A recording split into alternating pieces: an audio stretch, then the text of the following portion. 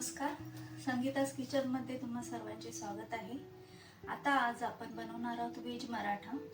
त्यासाठी प्रथम आपल्याला ग्रेव्ही बनवून घ्यायची आहे, एक वाटण बनवून घ्यायचं आहे आणि त्यानंतर आपल्याला कोफ्ते बनवून घ्यायचे आहेत। प्रथम मी कढई ठेवणार आहे, त्या कढईमध्ये 2 चमचे तेल घेणार आहे। तेल तापलं की त्यामध्ये 1 चमचा जिरं टाकून घेणार आहे। जिरं व्यवस्थित तडतडलं की त्यामध्ये 2 टेबलस्पून धने टाकून घेणार आहे।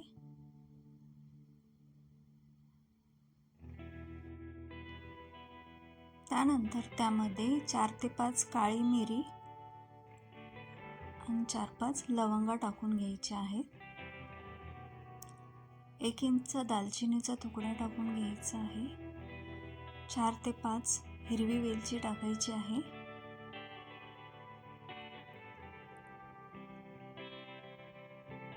आणि अर्धी वाटी सुक्या खोबऱ्याचे काप टाकून घ्यायचे आहे। हे सर्व मिश्रण व्यवस्थित भाजून घ्यायचं आहे। त्यानंतर त्यामध्ये लाल सुक्या मिरच्या 4 टाकून घ्यायच्या आहेत।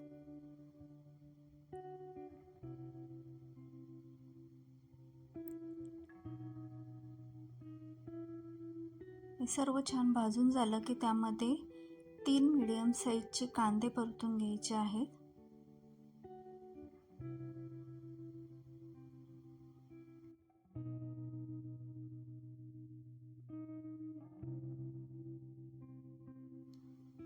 हा कांदा व्यवस्थित भाजून झाल्याच्या नंतर त्यामध्ये 3 मध्यम आकाराचे टोमॅटो टाकून घ्यायचे आहेत।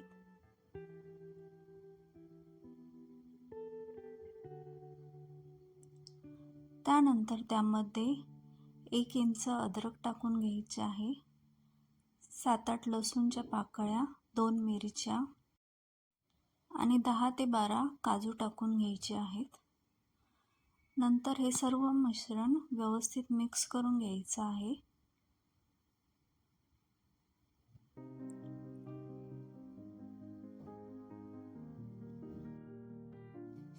आता त्यामध्ये 1 टेबलस्पून सफेद तीळ टाकून घ्यायचं आहे। 1 चमचा खसखस टाकून घ्यायची आहे। नंतर हे सर्व मिश्रण व्यवस्थित मिक्स करून घ्यायचं आहे।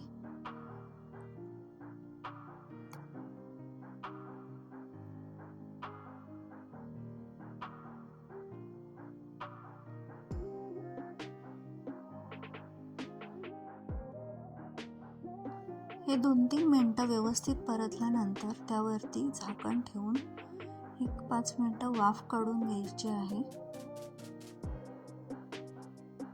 त्यानंतर त्यावरती चवीनुसार मीठ, लाल तिखट,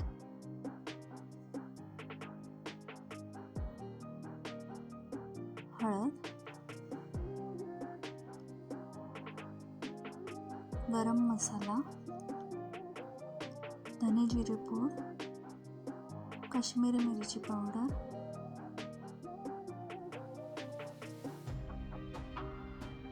हे सर्व टाकून हा मसाला पुन्हा एकदा व्यवस्थित हलवून घ्यायचा आहे।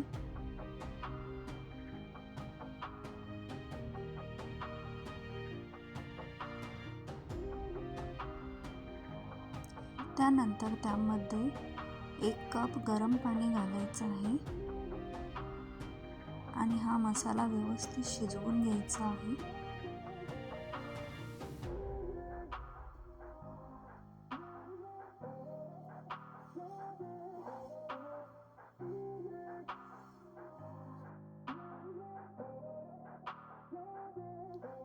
आता आपला हा ग्रेव्हीचा मसाला व्यवस्थित शिजलेला आहे। आता गॅस बंद करून घ्यायचा आहे।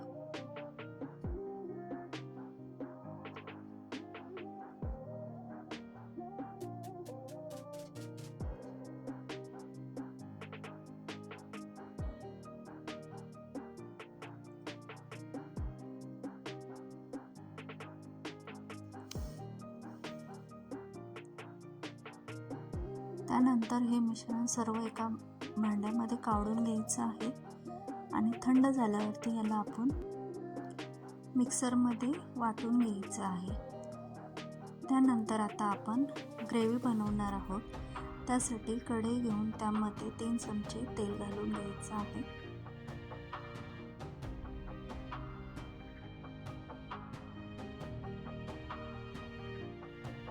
तेल चांगलं तापलं की त्यामध्ये 2 मध्यम आकाराचे कांदे टाकून भाजून घ्यायचे आहेत.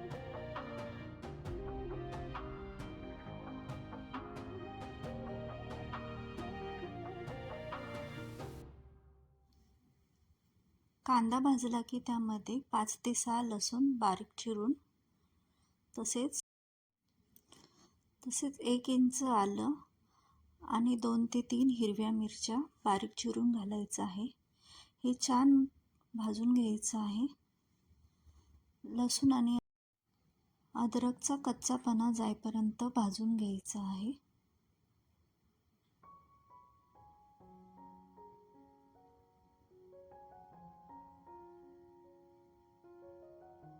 हे छान भाजून झालं का आपण जे वाटण बनवून घेतलेलं आहे ते त्यामध्ये टाकून घ्यायचं आहे आणि व्यवस्थित मिक्स करून घ्यायचं आहे.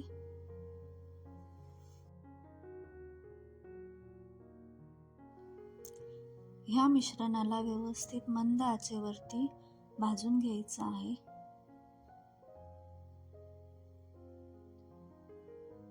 हा मसाला छान भाजला गेला पाहिजे. त्यानंतर त्यामध्ये लाल तिखट टाकून घ्यायचं आहे. तसेच काश्मीरी पावडर टाकलेली आहे मी. तिखट तुम्ही तुमच्या आवडीनुसार टाका, कमी जास्त. नंतर हळद टाकलेली आहे, धने जिरे पूड टाकलेले आहे, तसेच गरम मसाला टाकून घेतलेला आहे.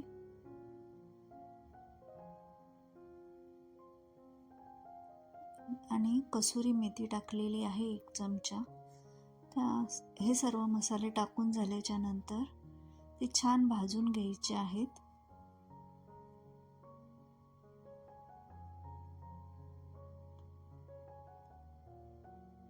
हा मसाला आता आपला व्यवस्थित भाजून झालेला आहे. त्याचा कलर पण आता छान दिसायला लागलाय.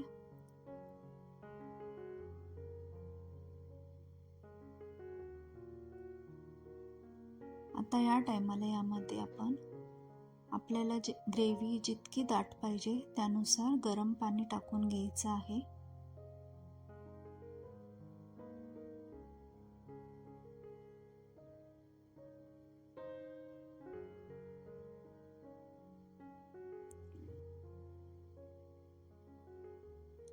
त्यानंतर यामध्ये मी 1 चमचा बटर टाकून घेतलेला आहे.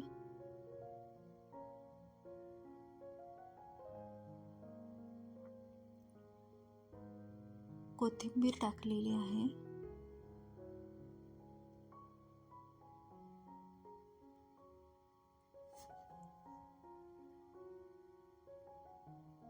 चवीनुसार मीठ टाकून घ्यायचं आहे.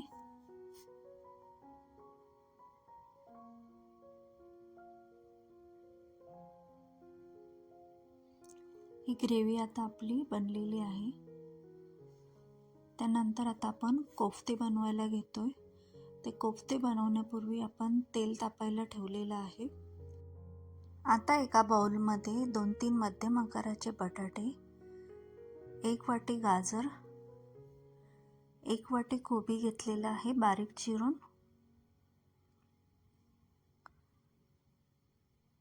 तसेच अर्धी वाटी फरसबी,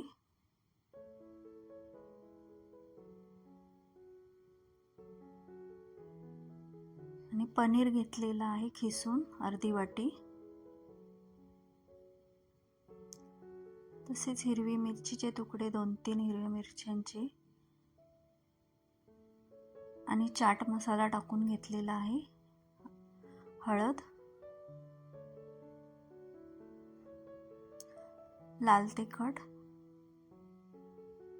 गरम मसाला,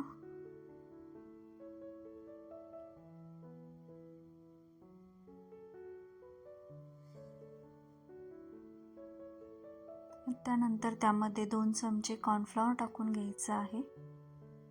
चवीनुसार मीठ टाकायचं आहे.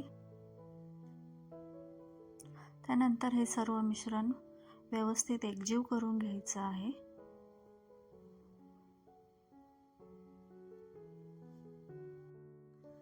त्यानंतर त्यामध्ये 1 चमचा बेसन, काळी मिरी पावडर,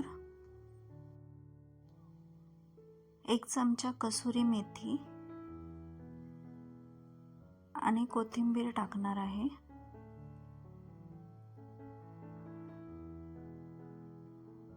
त्यानंतर हे सर्व व्यवस्थित मिक्स करून घ्यायचं आहे.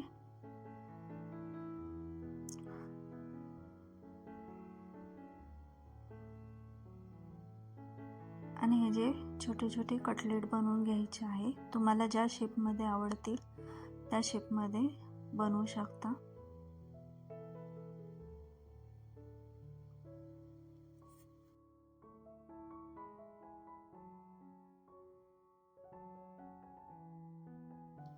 आता हे आपले सर्व कटलेट बनवून झालेले आहेत.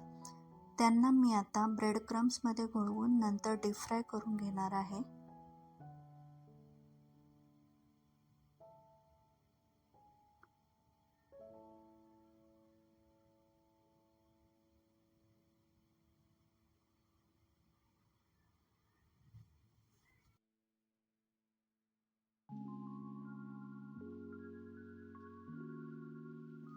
ह्या कटलेटला छान गोल्डन ब्राऊन होईपर्यंत तळून घ्यायचं आहे. छान फ्राय करून झाल्याच्या नंतर त्यांना आपण टिश्यू पेपरवरती काढून घेणार आहोत.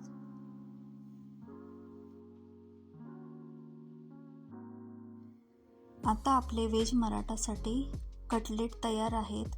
तसेच आपली ग्रेव्ही तयार झालेली आहे. आता आपण प्लेटिंग करून घेऊया.